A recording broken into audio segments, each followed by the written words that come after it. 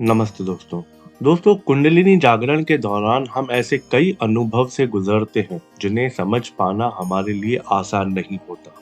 इस दौरान किसी भी तरह के अनचाहे अनुभव से डील करने के लिए आपको कुछ बातों का ध्यान रखने की जरूरत पड़ेगी। दोस्तों, कुंडलिनी जागरण के दौरान मिलते हैं कुछ ऐसे ही खास संकेत जो बताते हैं कि आपकी कुंडलिनी जागृत होने लगी है। दोस्तों, कुंडलिनी जागरण से पहले, कुंडलिनी जागरण के दौरान और कुंडलिनी के जागृत होने के बाद हम खुद में कुछ खास तरह के बदलाव को महसूस करते हैं जो हमें ये समझने में हेल्प करते हैं कि हमारी कुंडलिनी एक्टिव हुई है या नहीं। दोस्तों, आज के इस वीडियो में हम ऐसे ही 10 अनुभवों के बारे में बताने वाले हैं जो ज्यादातर कुंडलिनी जागरण के दौरान साधकों को महसूस होते हैं। दोस्तों, और इसमें हम ये भी बताने वाले हैं कि कैसे इन अनुभवों को आपको अपने लाइफ में डील करना है ताकि आपको किसी भी तरीके का मानसिक असंतुलन की समस्या ना हो, आप मेंटली डिस्टर्ब ना हो इन अनुभवों से। तो दोस्तों, आइए जानते हैं कि ये किस तरीके के अनुभव होते हैं। ये 10 बेहद खास अनुभव हैं जो कुंडलिनी जागरण के दौरान आमतौर पर लोगों में देखे गए हैं। दोस्तों, सबसे पहला जो अनुभव रहता है वह है बॉडी के अंदर अजीब सनसनाहट का महसूस होना। दोस्तों, कुंडलिनी सुप्त अवस्था के दौरान रीढ़ के निचले छोर पर होती है, जो जागृत होने पर भी सभी चक्र को भेदन करते हुए ऊर्जा के प्रवाह को संतुलित करती है। इस दौरान ज्यादातर होने वाला अनुभव बॉडी में अचानक से एनर्जी का बढ़ा हुआ महसूस होना, सनसनाहट होना और वाइब्रेशन होना का अनुभव होना शामिल है। दोस्तों, बॉडी के अंदर किसी भी तरह के ब्लॉक को दूर करते हुए आपकी प्राण ऊर्जा फ्री फ्लो करने की कोशिश करती है, तब इस तरह के अनुभव हमारी कुंडलिनी जागरण के दौरान होते हैं। दोस्तों, इस तरह के अनुभव के दौरान घबराने की जरूरत नहीं है, क्योंकि ये आपकी प्राण ऊर्जा है जो किसी भी तरह से के ब्लॉक को दूर करते हुए पूरी बॉडी में फ्रीली घूमना चाहती है। दोस्तों, इस तरह के जब अनुभव स्टार्ट होते हैं तो कुछ लोगों को नींद कम आने की प्रॉब्लम और समस्या भी होती है। ये एक तरह का अनवांटेड सिम्टम होता है कुंडलिनी जागरण के दौरान, जिसे हम समय रहते ठीक करना बहुत जरूरी होता है। दोस्तों, बॉडी में बढ़ रही ऊर्जा की जो एनर्जी लेवल है आपको बेचैन कर सकती है। ऐसे ही कई अनचाहे अनुभव आपको इस दौरान अनुभव हो सकते हैं, जिनसे डील करने के लिए एनर्जी का फ्री फ्लो होना बेहद ज़रूरी होता है। तो यदि आपके साथ ऐसी कोई समस्या हो रही है तो इस दौरान सांसों से जुड़े प्राणायाम और मेडिटेशन का अभ्यास करना चाहिए, जिससे आपको इन ब्लॉकेजेस को क्लियर करने में बहुत ज़्यादा हेल्प मिलेगी। दोस्तों, दूसरा अनुभव है ईगो का खत्म होना। बहुत ही कम लोग हैं जो इस तरह के अनुभव के बारे में खुलकर बात करते हैं। डेथ ऑफ ईगो का मतलब होता है दिखावे की लाइफ से बाहर निकलना। आपको बाहरी दिखावे से अब कोई फर्क नहीं पड़ता। ये उन कुंडलिनी जागरण के दौरान के सिम्टम्स हैं या अनुभव हैं जिससे हर कोई डील नहीं कर पाता। इसका ये मतलब नहीं है कि आप शून्य हो चुके हैं और अब आप खुद को इस शरीर से बाहर देख रहे हैं। डेथ और ईगो का मतलब है आपको जो दिखावे की जिंदगी थी, आप उससे बाहर निकल चुके हैं। अहम प्रभावित नहीं करता है, आपके अंदर का जो अहम है वो खत्म होने लग जाता है। आपकी चेतना अब नए रूप में दोबारा विकसित हो रही है और इसी वजह से आपके सोचने समझने के नजरिए में बदलाव साफ देखा जा सकता है। दोस्तों, तीसरा अनुभव है बढ़ती उम्र का धीमे हो जाना।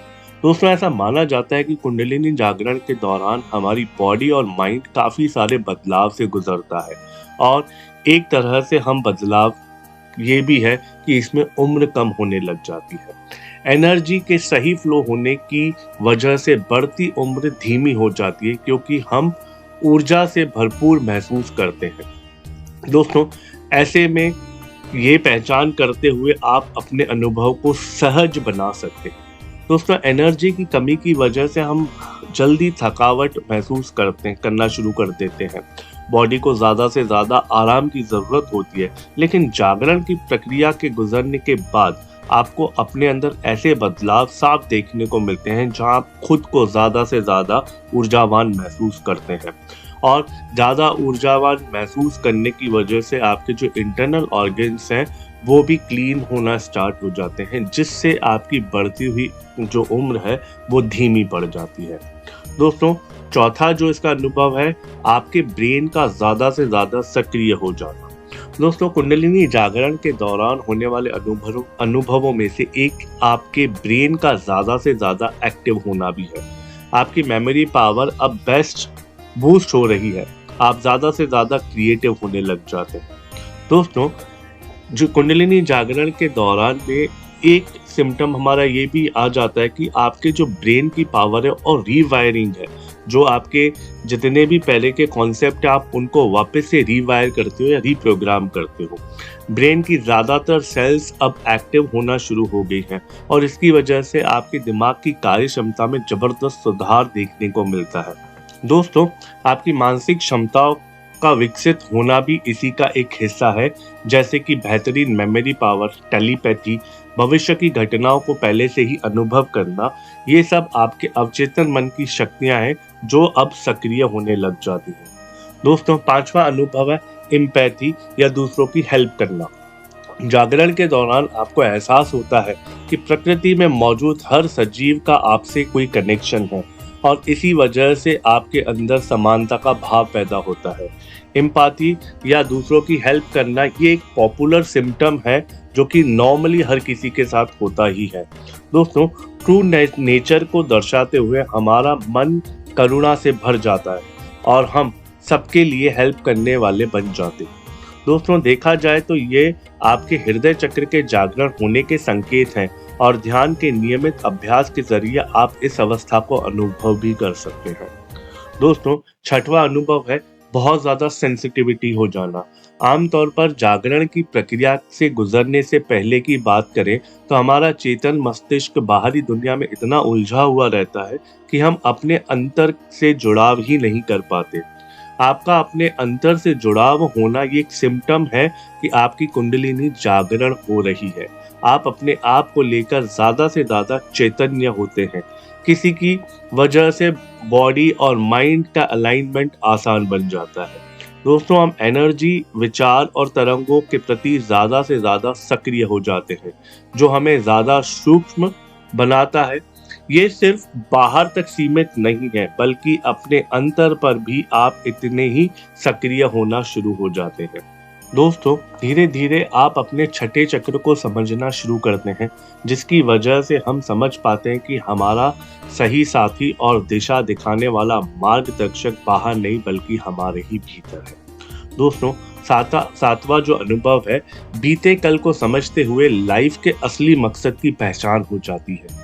दोस्तों, अगर गौर किया जाए तो हम में से ज़्यादातर लोग बिना किसी मकसद के लाइफ को एक ही रूटीन में गुजार देते हैं। नौकरी करना, पैसा कमाना और फिर उसे खर्च कर देना, ये सब तो हर कोई करता ही है। इस दौरान हो रहे जो कुंडलिनी जागरण के सिम्टम्स हैं, उसको समझना और आगे बढ़ना भी एक ये आपका अनुभव होता है। दोस्तों, क्या आपका जन्म इसी मकसद से हुआ है या फिर आप दुनिया में किसी उद्देश्य की प्राप्ति के लिए आए हैं? अपने अंदर की स्पेशल क्वालिटी को पहचानना, लाइफ में आपका असली मकसद क्या है इसकी पहचान करें, तभी आप किसी निर्णय तक पहुंचते हैं। अपने रूटीन को फॉलो करते हुए आप अपने उद्देश्य की प्राप्ति कर सकते हैं और इसे आप तभी हासिल कर सकते हैं जब आप अपने बीते कल को समझते हुए भविष्य की कल्पना सही से करें और वो भी वर्तमान में रहते हुए। दोस्तों, आठवां अनुभव है लाइफ में बहुत जल्दी बदलावों से गुजरना। आपका बेहद कम समय में अलग अलग बदलाव से गुजरने का जो कारण है वह आपके कुंडलिनी जागरण की वजह से है। कम समय में अब आप एक के बाद एक बदलाव से गुजरते हैं तो आपके लिए इसे समझना और हैंडल करना आसान नहीं होता। दोस्तों, यदि ये बदलाव आपके पॉजिटिव डायरेक्शन में चल रहे हैं तो ये आपका एक बहुत बड़ा सिम्पटम है कि आपकी कुंडलिनी जागरण हो रही है। जब आप इन बदलावों को हैंडल न कर पाए तो आप शांत हो जाएं और खामोशी से सिर्फ इन्हें गुजरता हुआ अनुभव करें। ये बदलाव तब होता है जब हम किसी बदलाव के लिए विरोध करते हैं और अपने अंतर मन की आवाज को फॉलो नहीं करते। बदलाव का विरोध करना आपके लिए जागरण की प्रक्रिया को मुश्किल बना देता है। दोस्तों, आपके शौक और वो सब कुछ जो आपको सुकून देता था वह बदल गया है। कुंडलिनी जागरण से पहले मूवी देखना, बाहर दोस्तों के साथ घूमना आपको अच्छा अनुभव करवाता था, लेकिन अब ऐसा नहीं है। अब आप अकेले रहना जो रहता है, वो उसी में ही सुकून महसूस करते हैं। आप प्रकृति के समीप रहने में सुकून महसूस करते हैं। आप लोगों की हेल्प करने में सुकून महसूस करते हैं। दोस्तों, ये आपके सिम्पटम्स हैं, ये आपको जानकारी होनी चाहिए कि ये जो बदलाव हो रहे हैं, ये केवल कुंडलिनी जागरण की वजह से हो रहे हैं और ये सारे के सारे बदलाव पॉजिटिव हैं और आप इन्हें पॉजिटिवली लेना स्टार्ट कीजिए।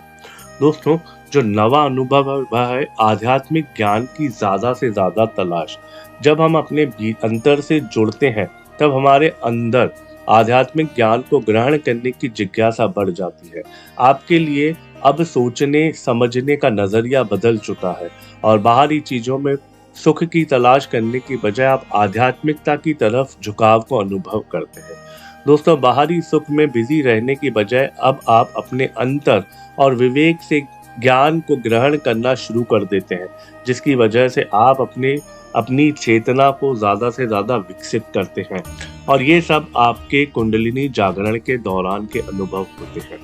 दोस्तों, 10वां और अंतिम अनुभव है मौत का भय खत्म हो जाना। दोस्तों, जागरण की प्रक्रिया के दौरान होने वाले अनुभवों में से एक ये है कि वास्तविकता का ज्ञान हो जाता है।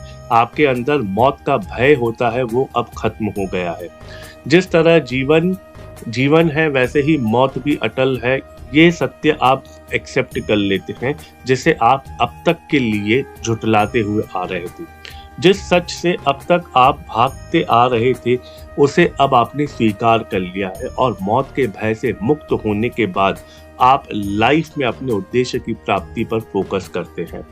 दोस्तों, इस तरह के कुंडलिनी जागरण के संकेत को समझने के लिए आसान हो जाता है, क्योंकि चक्र भेदन की प्रक्रिया के दौरान आप अलग अलग मनोस्थितियों से गुजरते हैं, आपके अलग अलग अनुभव होते हैं। दोस्तों, तो ये हैं 10 मुख्य सिम्टम्स जो नॉर्मली हो सकते हैं। ऐसा नहीं है कि ये सारे के सारे सिम्टम्स आपके पास हों या ये एग्जैक्ट अनुभव ही आप ही के साथ हों। दोस्तों, हर व्यक्ति के अनुभव उसकी मानसिकता और उसके पुराने जन्म के कर्म और उसकी पुराने जन्म की साधनाओं पर भी डिपेंड करता है। पर यदि आपके इस तरीके के अनुभव हो रहे हैं, तो आप सचेत रहिए, क्योंकि ये आपके कुंडलिनी जागरण होने के अनुभव हैं और इस दौरान आपको पूरी तरीके से इसके अनुभव को समझना है और अपनी लाइफ को डील करना है। दोस्तों, इसके लिए सबसे खास सुझाव ये रहेगा कि यदि ऐसे सिम्पटम्स आपके साथ हो रहे हैं या आपके भी ये अनुभव हो रहे हैं, तो जल्दी से जल्दी आप किसी गुरु का मार्गदर्शन जरूर लीजिएगा, क्योंकि कुंडलिनी जागरण के दौरान होने वाले अनुभव बहुत बार हमें मेंटली डिस्टर्ब कर देते हैं और ऐसे में एक योग्य गुरु का होना हमारे लिए बहुत आवश्यक होता है, ताकि वो हमारी एनर्जीज को अलाइन कर सके, हमारी एनर्जीज को शिफ्ट कर सके और हमारी एनर्जीज को सही चैनलाइज कर सके। तो दोस्तों, आशा है आपको ये जानकारी अच्छी लगी होगी। हमें कमेंट करके बताइएगा कि आपको जानकारी कैसी लगी। वीडियो को लाइक एंड शेयर और चैनल को सब्सक्राइब जरूर कीजिएगा। हम आपसे मिलते हैं अगले वीडियो में। तब तक आप आनंद में रहिए। नमस्कारम।